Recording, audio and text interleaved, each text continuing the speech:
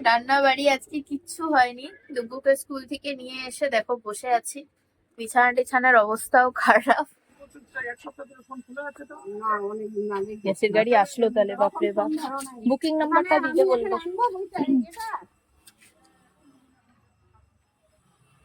26/12/24। হ্যাঁ, তার সময় সময় অনুযায়ী সবারই খিদে পাবে, সবাই ভাববে যে কি খাই কি খাই। তো তাই এই যে আসলাম, কিছুক্ষণ বসেছিলাম, এখন আসলাম রান্না করে। তো এখন এই যে কাটছি সবজি টবজি, দেখি কি করি। তো কালকেই আমি আমার এই বিন ব্যাগটা পরিষ্কার করেছি। বিন ব্যাগের মধ্যে এত জামা কাপড় এক্সট্রা হয়ে গেছিল, যেগুলো পরি সেগুলোও রাখা, যেগুলো পরি না সেগুলোও রাখা। ছেলে ধরা করছে। ওকে যেহেতু সবসময় ভয় দেখানো হয় যে দুষ্টুমি করলে ছেলে ধরা নিয়ে চলে যাবে, তো ও এখন এই যে ব্যাগটা নিয়েছে, যে দুষ্টুমি করবে তাকে এই যে ব্যাগের মধ্যে ভরে নিয়ে চলে যাবে। দেখো রান্না করতে ইচ্ছা করছিল না, ওই না করতে করতে দেখো অনেক কিছু করে ফেলেছি।